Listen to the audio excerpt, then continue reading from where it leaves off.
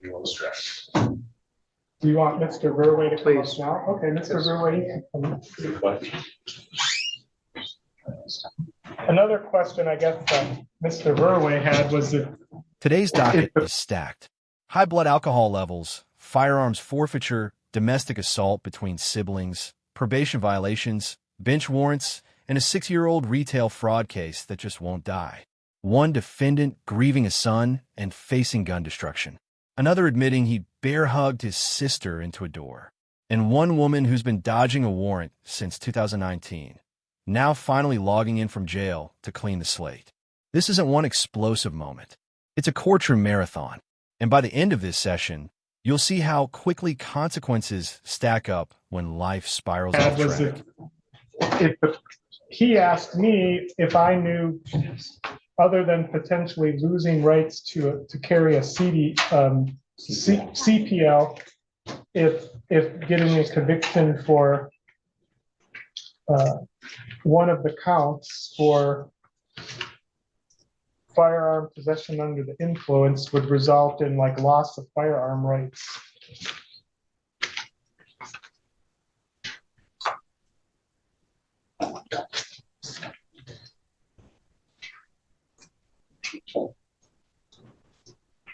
Yeah, that's what you do. You look it up.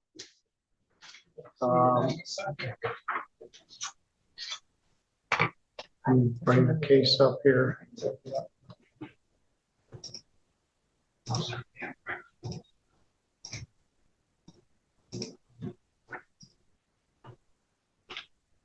Good afternoon, sir. Thank you for your patience. Are you Bruce Verway? Yes, sir. You got charged with the crime we've had several of today, operating with a high blood alcohol level. We've had 4 of these today with people with very high blood alcohol. You were out near the cattle operation of the dairy on Frank Jones Road on December 6th. I think it already started snowing by then. The allegation is that you were driving a vehicle with a high blood alcohol level and 2 counts of possession of a firearm. The possession of a firearm under the influence charge requires forfeiture of the weapon or device. I do not believe that it prohibits your ability to... Let's pause right here because this is important legally. The judge is clarifying something very specific. Possession of a firearm while intoxicated doesn't automatically strip someone of all future firearm rights, but it does require forfeiture and destruction of the weapon involved under statute 750.239. That's huge. If convicted, even one count could mean both firearms are destroyed. Now layer that on top of operating with a high blood alcohol level, and the court is clearly signaling concern. Also notice the prosecutor's strategy. Treatment first, then possibly reduce the charge. That's incentive-based negotiation. The court is essentially saying, show us you're serious about alcohol treatment, and we'll talk. So here's the question. Is this accountability or mercy with conditions? Ability to further own firearms, but it requires that the firearm be destroyed. That's under the statute 750.239.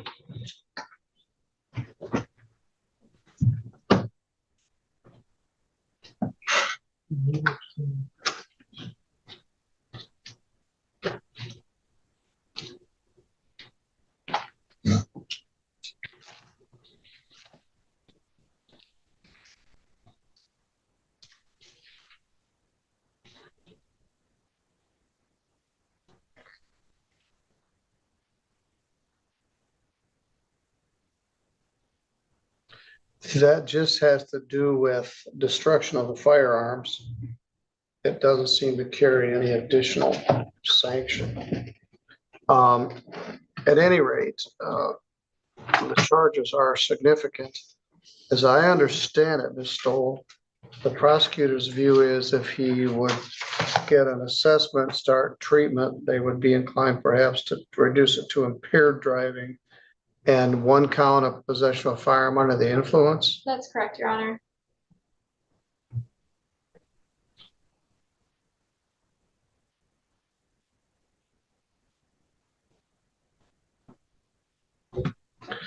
What I would propose we do here, Mr. Verway, I get the impression you're not opposed to that. You're willing to get an alcohol assessment. Yeah, I can get it. That's not a problem. All right. I would propose what we do is set a regular pretrial for March 27th. That's 2 months out. We'll put it on the regular pretrial calendar.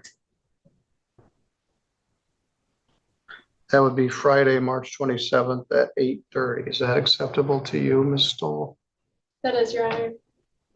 Mr. Gibson? Yes, Your Honor.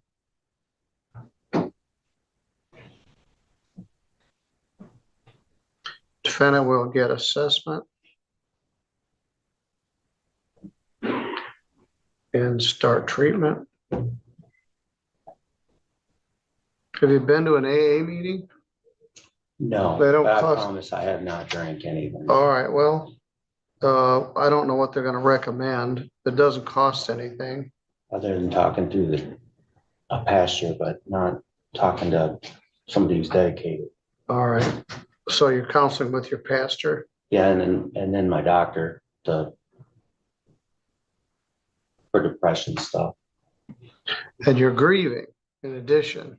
Yeah, I just lost my son. That's what I understand, and this is a very not uncommon thing. People treat grief sometimes with alcohol.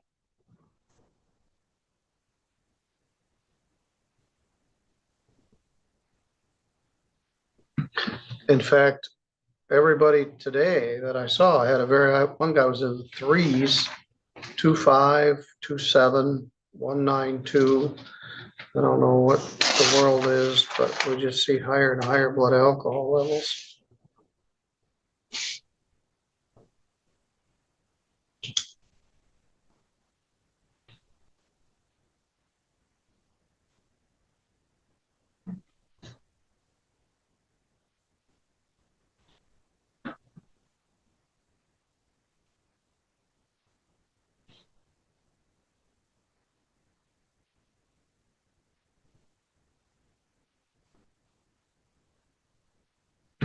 Which essentially, if you're convicted of even one count, both firearms would probably be destroyed under the statute.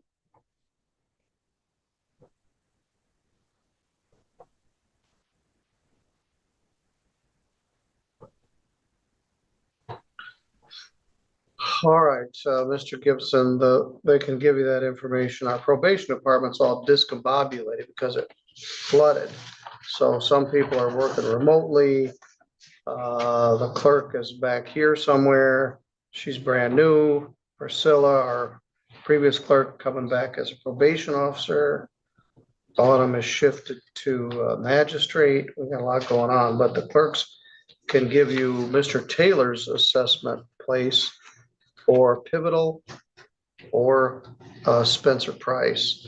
And Okay. I think your client would benefit from any of those. All right, Mr. Verway, you're good to go. Thank you, Your Honor.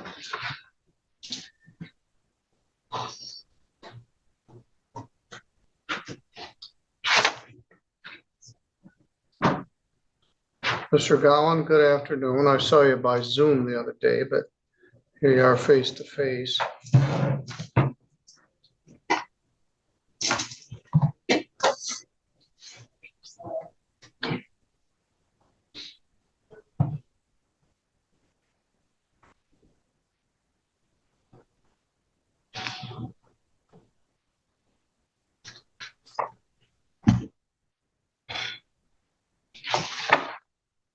This is People versus Sivan Elisha Gowan, charges domestic assault. Let's take a look at this.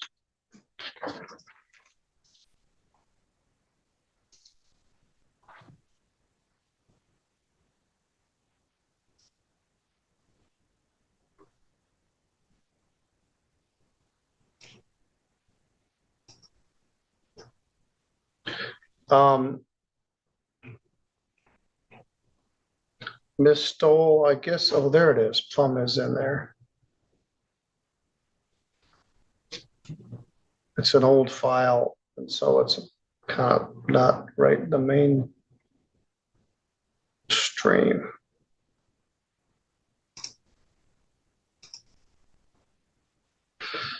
Oops.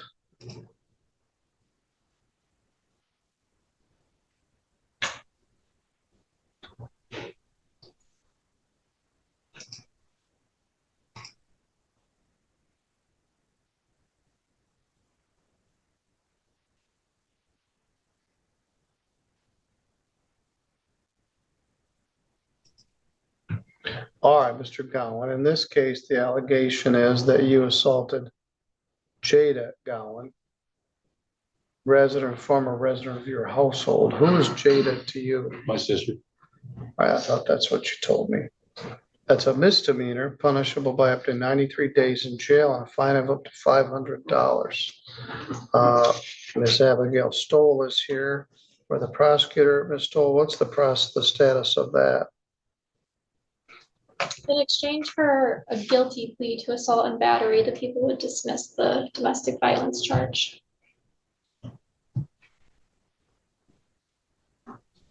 All right, assault and battery is a misdemeanor, punishable by up to 93 days in jail, fine of up to $500. Do you understand the charge? Yeah. Assault and battery is an impermissive touching of another person. Assault is a threatening to do it, and the battery is actually touching them. Do you understand if you plead to that charge, you'll be giving up your right to have a trial in front of a judge or jury? Yes, sir. If you had a trial, you'd have the right to be represented by an attorney. Mr. Truckee has been appointed to represent you. You could also hire an attorney of your own choosing if you wished. If you had a trial, you'd have a right to have any of the witnesses for or against you subpoenaed to come to court so they could be questioned under oath. You would have the right to take the witness stand and testify on your own behalf, but you don't have to because you have a right not to testify. And if you did not wish to testify, the judge or jury could not hold your silence against you, and you have the right to be presumed innocent unless they were able to prove your guilt beyond a reasonable doubt. Understand? Yes, sir. I understand. Other than this plea agreement, did anybody promise you anything No, or threaten you? no. I may have already asked that, but it doesn't hurt to ask it twice. All right, now this was your sister. You and your girlfriend were staying at your sister's house, Yes, sir. and that was on Laura Court in Sturgis. Yeah. And you and your sister got into an argument. On this date, you got mad. That was September 11th. Tell me what happened. When me and my girlfriend got into a small argument, I went outside to walk it off. My sister came outside and told me to leave. In the process of that happening, anger was flying all around, and she jumped over a friend of mine, hit me, and I grabbed a hold of her. I bear hugged her pretty much and just walked her forward into the door. The door fell on top of her, and then I left. All right, so yeah, she got bashed into the side of the door. I think her glasses might have broke. All right, she's living at Laura Court, and you guys were there off book. So you being there could get her kicked out. So at some point she just wanted you and your girlfriend to leave, and she didn't want to deal with your drama, and resulted in this. Then you and your girlfriend got in your car and left. Yeah. So it wasn't until sometime later that you got arrested. Yeah, it was later that night. Okay. Then you'd been AWOL for a while, and then you turned yourself in. When did I see him? I Monday? turned myself in on Sunday, seen you on Monday. You have another case set for sentencing in front of Judge Pattison, I believe, on March or February 3rd. That is attempted resisting and obstructing. You're on probation on a malicious destruction charge. I'm not sure the timing of this. Do you understand this could be a violation of your probation as well? Yes, sir.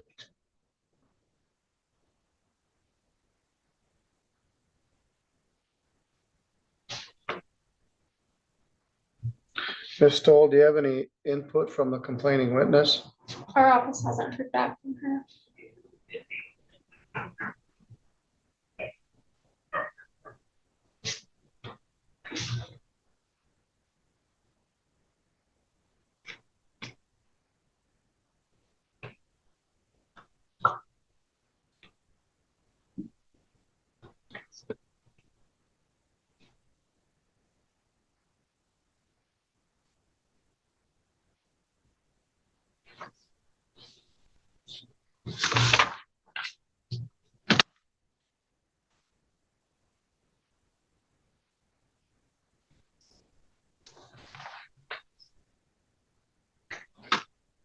Who's your attorney in the other case? He's represented by Miss Ives in. Yeah, we gotta two other quit files. spreading you guys around the map. Let's see how much jail credit you have here.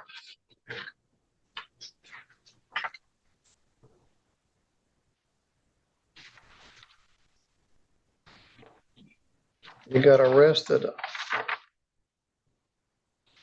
I think, in the early morning hours of the 14th. This happened on the 13th. You posted bond on the 15th. Then you failed to appear for the final pretrial, and you got arrested on December 1st.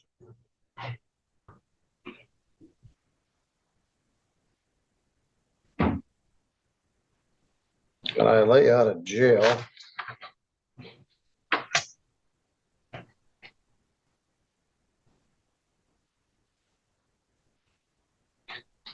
on 12/6. So that's 5 more days. Then you didn't appear on January 2nd, and we got another bench warrant. You turned yourself in on Sunday, 25th, and today is the 29th.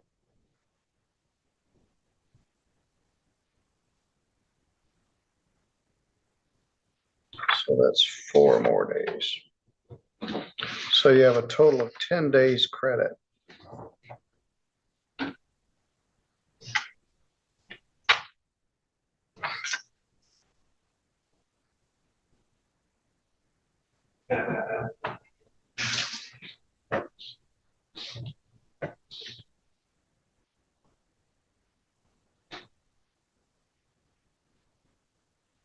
Domestic violence carries a deferral provision with the opportunity to set the charge aside.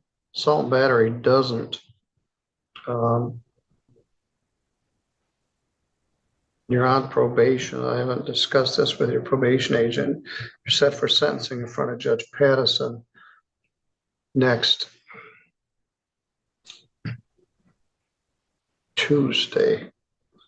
They're going to be good time calculated in this. I'm going to order 20 days jail credit, 10, leaving 10 days to serve. I want you to still be there when Judge Pattison sees you on Tuesday. 0 fine, $75 crime victims' rights fee, $50 state minimum fee. You're already on probation. You got $2,360 worth of unpaid fines and costs right now.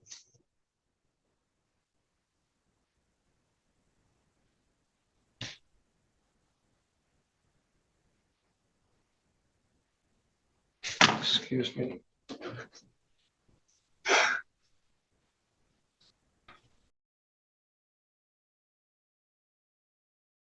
This is where courtroom math becomes real-life consequences.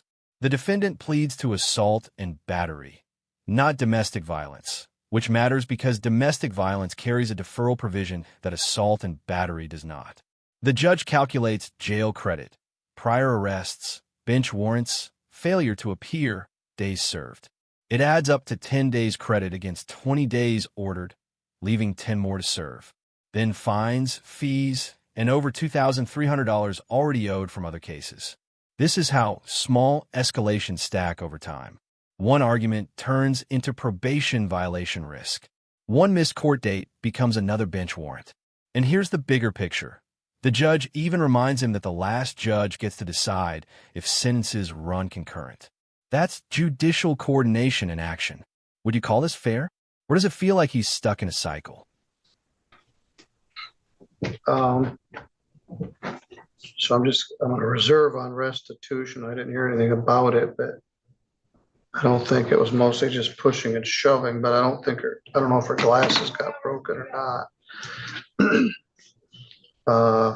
I do know from knowledge that the glass is not broken. The door was fixed completely. The glasses were not broken and the door was fixed? Yeah. All right. Well, there would have been some cost to the company to fix the door. Had you been drinking? No. Just angry? Yeah, it was just an argument that escalated into something it shouldn't have. Well, that's probably an accurate description of it. Eventually, you're going to be done with all this. I'm not sure what the attempted resist obstruct that started as a felony was reduced to a misdemeanor. Judge Pattison asked for a pre-sentence. I think it's set in front of Judge Pattison. I don't think it's mine.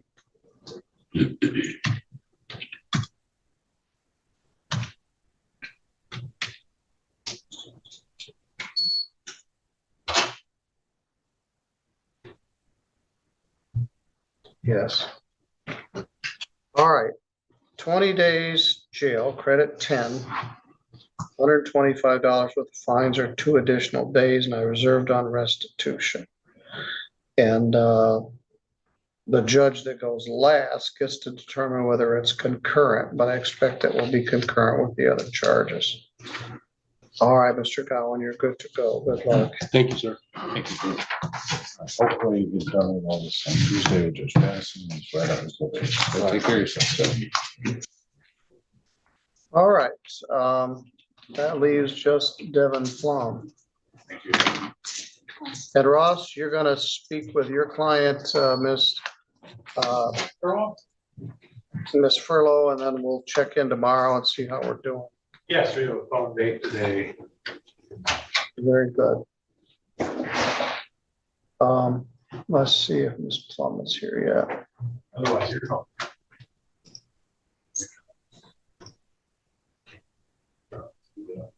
Well, what's she got here?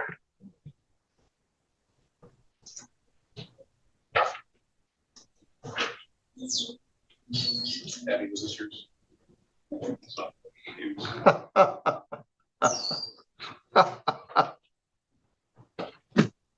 That didn't look like your style, Abigail, but you know, you want to just check to make sure.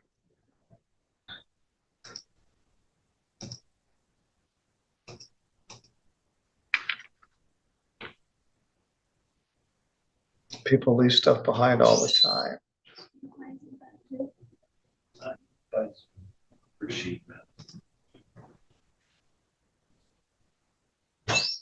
We always bat 100% with these out-of-county jails. We had difficulty with Calhoun County Jail last week, and we did get that accomplished. I know Laura's been in communication with these people.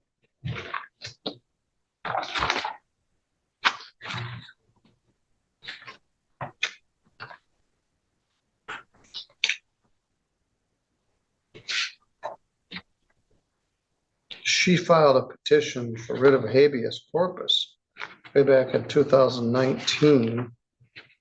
And we got, I don't know what her deal was. We got her and then we lost her, and now she's in jail.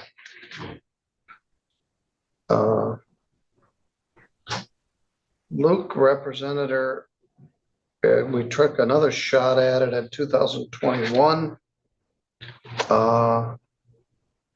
She failed to appear, and this warrant's been out for a number of years.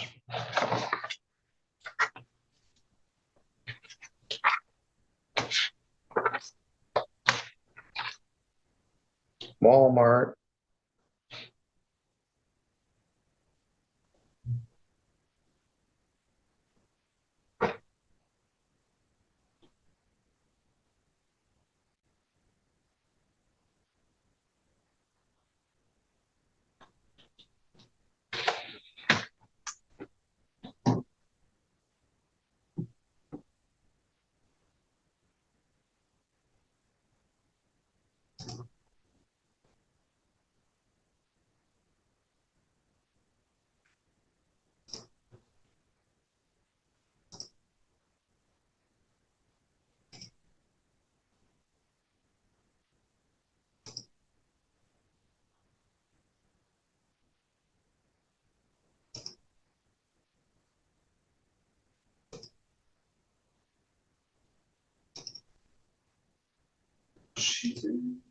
Wexford, Yes. and it looks like she pled to a use in circuit.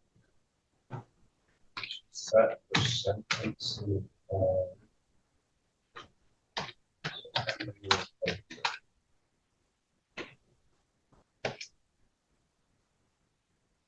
Yeah, 223. Some kind of bond motion. Substance abuse treatment. 6.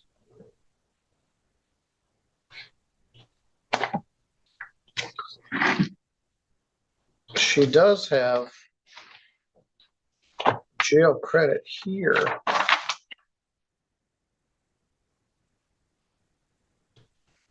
Um,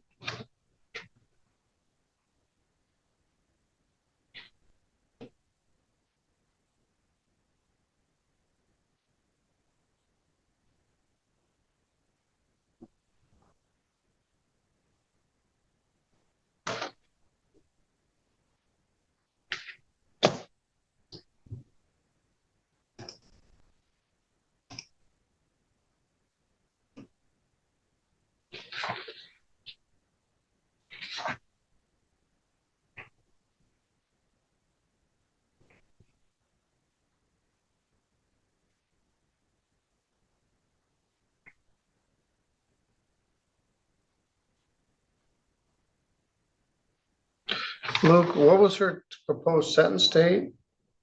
223.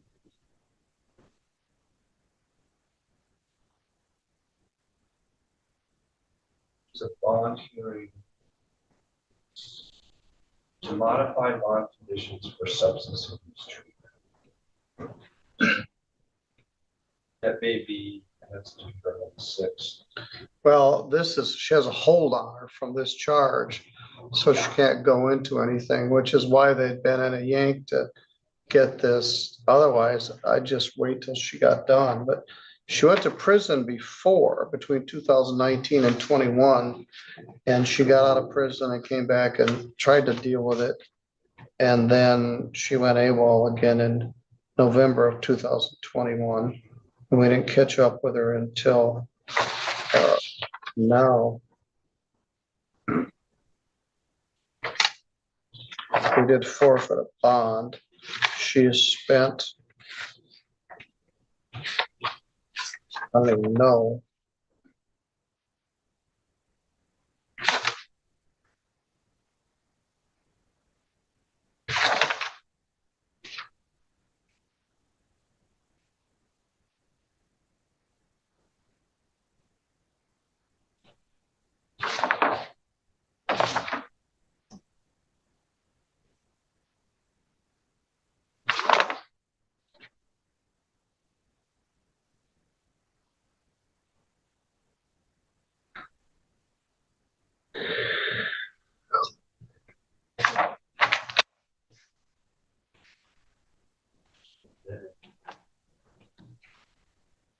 Counselor.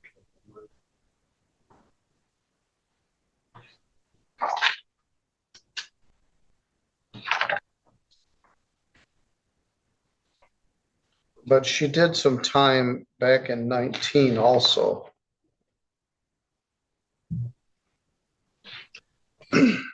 Then we tried to get this set up for a final pretrial last November. Or that she was in the jail.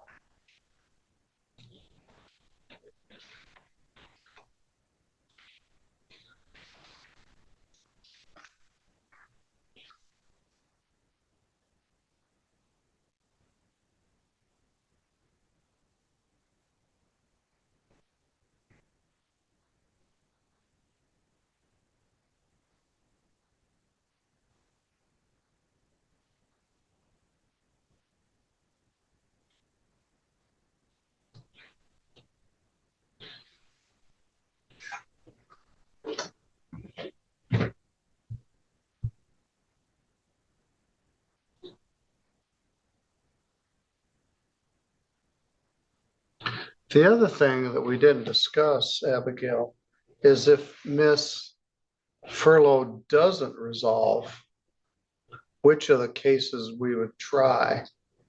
And some are complicated, some are straightforward. So I'm hopeful it will resolve. If it does not, then we're gonna have to figure out which case we are gonna do it. And then she has another charge. There's an open warrant for her arrest for failing to appear for something. Judge Patterson issued a warrant. I think she was just confused. I think she had so many cases. We subpoenaed witnesses for a couple cases, so. Okay.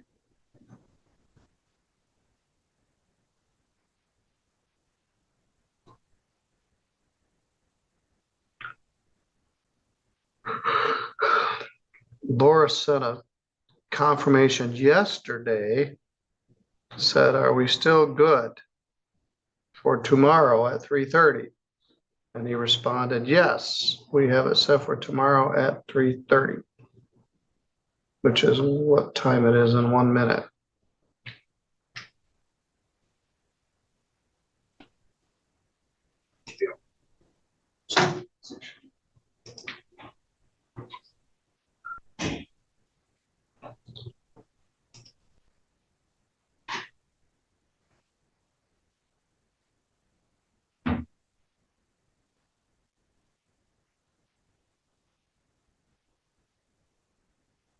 What we just watched wasn't one dramatic explosion. It was the quiet accumulation of consequences. A DUI case tied to grief and alcohol. A domestic sibling dispute that became a criminal record.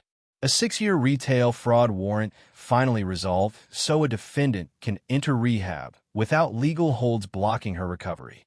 Judge Middleton balanced enforcement with practicality, destroying firearms as required by statute, calculating jail credits precisely, waiving certain fines, and clearing old cases so treatment could move forward. That's not flashy justice. That's procedural justice. The larger takeaway?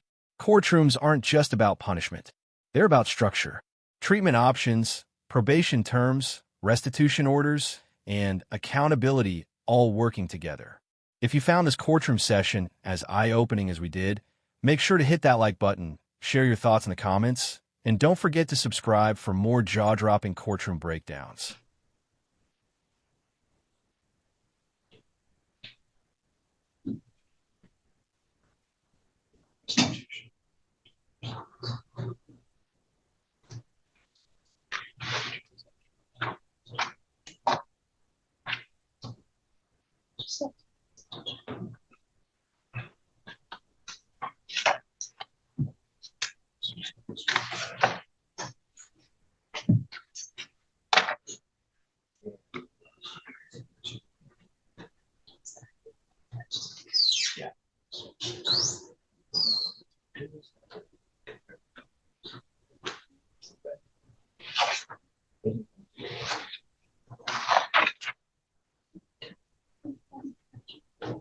Yeah.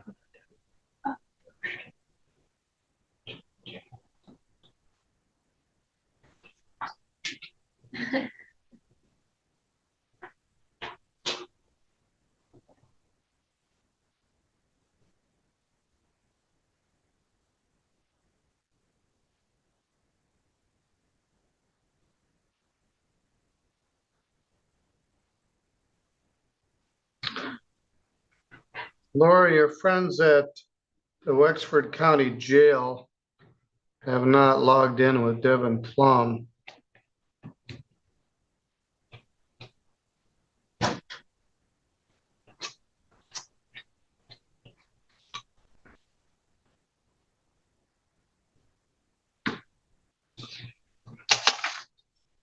Well, the good news is, Abigail, we resolved most of today's cases.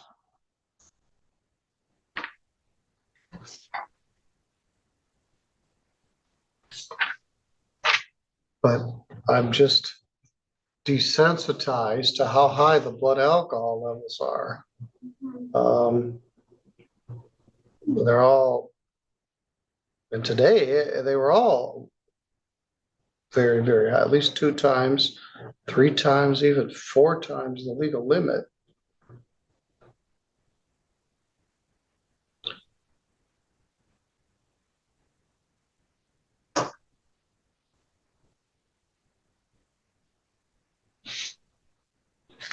As soon as I hang up, they'll log in. So maybe Laura can see what the deal is.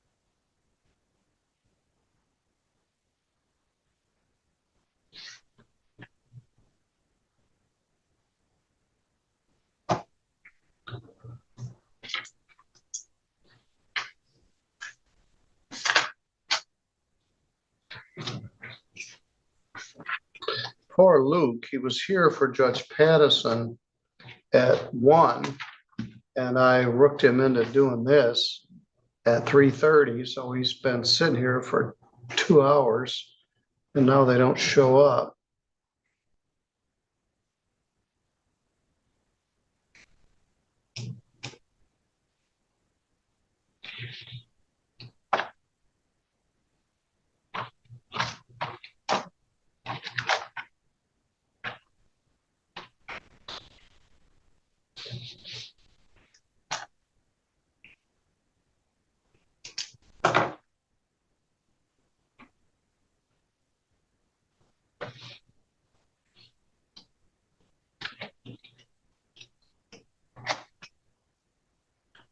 Maybe she escaped or something.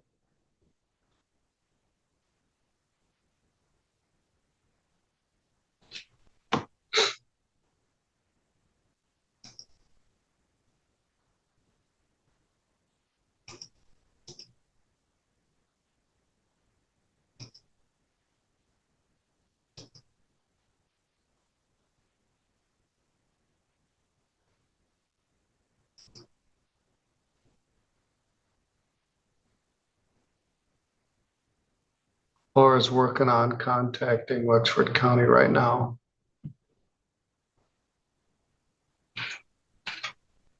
They're Zoom here and now they are sorry for the inconvenience. They forget till you woke them up, I don't know, Powers took, maybe they had to wake her up. possibly. All right, checks in the mail.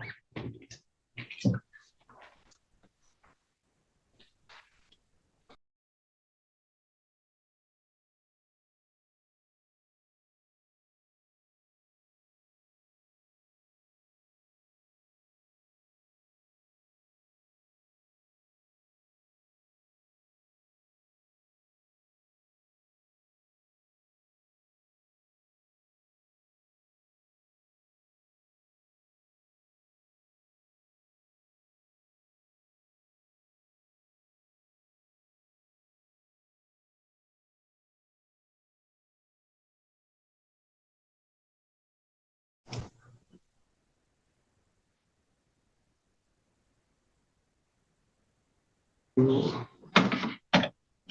logged in early this morning, and 8 hours later, it kicks you out. I guess I logged in at 7:35.